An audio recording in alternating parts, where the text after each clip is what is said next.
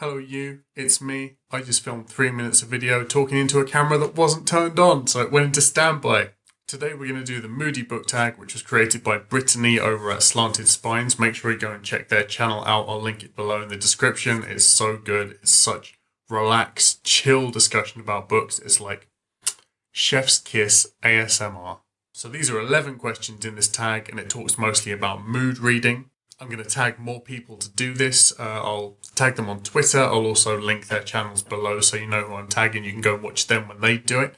Keep the train going. It's a good tag. And it's fresh. So crack on. Question number 1. Do you consider yourself a mood reader? I think I am a mood reader because I don't really pick up books when I'm stressed or sad. But saying that, I am really good at forcing myself to read. So I know that if I'm behind on a book, and even if I don't feel like reading it, I can if I can get through the first 20 pages, I can be like, oh, this isn't too bad. I can do this. So I guess yes, but I can get over it. I'm doing a lot more forced reading now that I'm on BookTube because I feel like I have deadlines to meet to keep uploading, and it's good because it's keeping me going and I don't mind the pressure. And I feel like reading improves my mood. So even if I am sad, if I power into a book and get into the rhythm of it, it generally cheers me up. Question 2. Do you set TBR lists and do you stick to them? I don't set TBRs for a couple of reasons. Usually what happens is I'll write one and then I'll keep finding more books that I want to read soon, so I'll slot them into the TBR and it ends up 3 times as long. Or I'll write one and it'll contain books that I've been putting off for ages and they'll just get bumped further and further and further down the TBR because I don't care about them. So I'm not organised enough to do TBRs really. But generally at the start of the month, there'll be one book and I'll be like, I'm going to read that this month. If I do nothing else, I'll read that one book. And generally, the last 2 months, that's been my book group book. So make sure you check out our book club, which is Interstellar Book Club. I'll link the Twitter for that down below. Next live show is on the 22nd, and we're going to be talking about Phoenix Extravagant. Exciting stuff. Question number 3. Do books affect you emotionally? Does the mood of a book rub off on you? Definitely. I feel like the mood that rubs off on me most is not when a book has a necessarily happy ending, but when it has a really hopeful ending. I feel like I can ride that for quite a long time. Depressing books, thankfully, don't make me more depressed. Question 4. When you're feeling sad, do you like to read sad books, happy books, or neutral books? I'll read anything. I don't think I ever don't pick a book up because it doesn't suit the mood I'm in. The only reason that I'll ever be like, I don't want to read that, is if it looks really boring. I think I get in the mood for certain genres though, rather than overall vibes. I'll go through big phases of reading only sci-fi, reading only horror, etc. More than picking books based on the overall mood of the book. Also, I guess the fact that I don't actually reread many books, not for a long time, means that most of the books I pick up, I don't know what mood they're going to be. 5.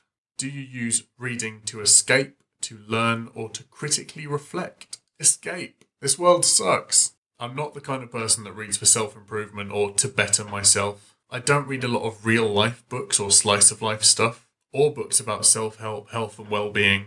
If there's not some kind of fantastical, not necessarily fantasy, but some not real-life element in a book, I find it very hard to get invested in it. However, saying that, I've enjoyed a couple of books that were nature writing, so books about owls or trees or fish. Quite like them. They can be very relaxing to read. Number 6. What is a book that made you laugh out loud?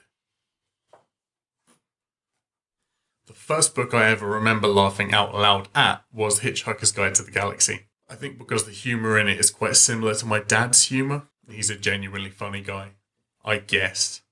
I'm not the kind of person that will guffaw at books. But sometimes I'll have a chuckle, or you do that thing when you're browsing the internet and you exhale through your nose, you're scrolling and you're like, you know what I mean. 7. What is a book that made you cry? What books didn't make Max cry is probably a shorter list. I cry at books all the time. The things that make me cry most are stories of opportunities missed or lost, ships passing in the night. So time travel stories often have elements that really mess me up. I love a sad time travel story, maybe from years of watching way too much Doctor Who. I also get really sad when a story talks about consciousness or what it means to be sentient. So I get sad about robots and sentient AIs a lot. That's kind of weird, but I got upset about the AI in the Wayfarers series, Bicentennial Man, Flowers for Algernon, This Is How You Lose the Time War, The Time Traveler's Wife, both made me cry. Saying that I don't like real life stuff, The Book Thief made me cry a lot. I could go on for hours, but the one that probably messed me up the most was The Gargoyle by Andrew Davidson. Oh my god. It's about a dickhead porn star who is in a car crash, gets third-degree burns over his whole body, and he's in hospital. And a woman comes into his room and she's like, oh my god, I finally found you. It took me ages this time. He's convinced she's just completely mental. But it turns out they're soulmates, destined to fall in love again and again and again throughout their incarnations. But the problem is he always forgets, and she always remembers, and she has to find him every time. So as he's recovering in hospital, she's telling him all the stories of their past lives together, how they've fallen in love again and again and again. If this book doesn't make you cry, you either have a heart of stone or no eyeballs. Number 8. What is a book you don't even know how you felt about? Childhood's End by Arthur C. Clarke. I got to the end and it's such a devastating ending, but it's like the inevitable march of history and just complete helplessness in the face of something that's happening. I just closed the book and was like, I just had to sit down for a few hours. It was harrowing. Number 9. Are you more likely to read on a sunny or a cloudy day? Cloudy days. I hate sunshine. Ugh. When I wake up and it's sunny, I just hate everything. I'm in a terrible mood and I'm grumpy all day. If it's grey, rainy, snowy, foggy, cloudy, listen, I wake up like a Disney princess and I feel amazing. Number 10. Do you usually set the mood when you're reading? I like relaxing, quiet music. I like background burble noise. I do like to light an incense stick now and then. Some patchouli, some lavender. I read best after a shower as well. If I'm sitting around in like grubby clothes, I just keep thinking about how gross I am and I find it really hard to concentrate on the book. Number 11. Can you leap from book to book, or do you need buffer time between them?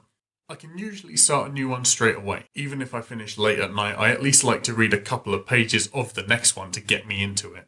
However, now that I'm doing BookTube, I have to finish a book, then straight away write up my notes for a review for it. If I don't do that, I just forget everything.